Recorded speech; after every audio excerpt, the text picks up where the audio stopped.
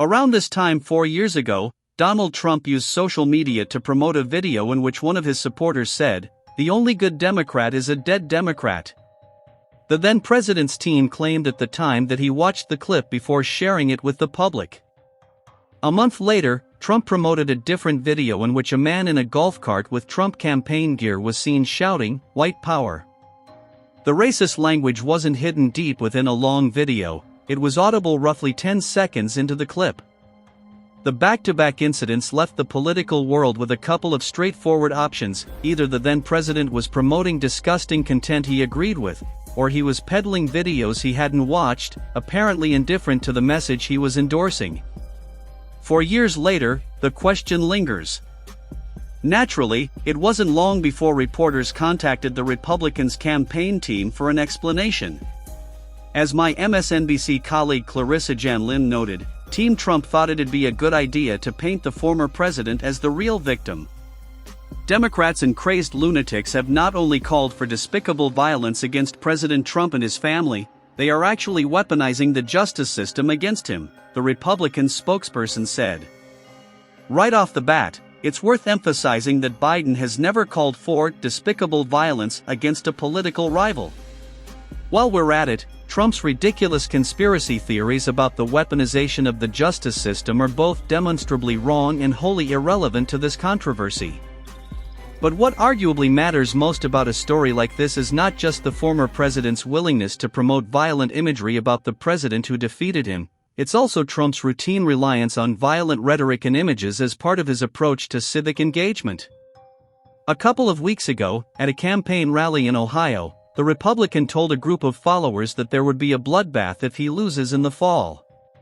There was some question as to the context. Many argued that Trump was referring to the fate of the automotive industry, though the comments were open to interpretation, but it wasn't as if the former president had earned the benefit of the doubt. In Trump's first year in the White House, then spokesperson Sarah Huckabee Sanders insisted that he had never promoted or encouraged violence. Even at the time, it was a difficult line to take seriously. The Washington Post noted soon after that the claim was laughable, adding, "Even if you don't believe Trump has technically incited violence which he has been sued for, he clearly nodded toward violence at his campaign rallies.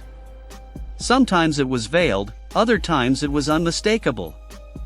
Sometimes he was talking about self-defense, but it was clear he was advocating for a form of violence." Even Republican Senator Ted Cruz of Texas explained in 2016 that Trump had a consistent pattern of inciting violence.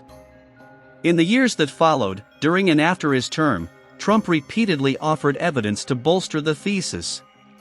It's tempting to publish a comprehensive list of examples, but such a report would run several thousand words. A Washington Post analysis, published soon after the bloodbath controversy, added, "Is it really ridiculous to suggest that the guy who warned of riots, violence in the streets and death and destruction if he were wronged might be gesturing in that direction again?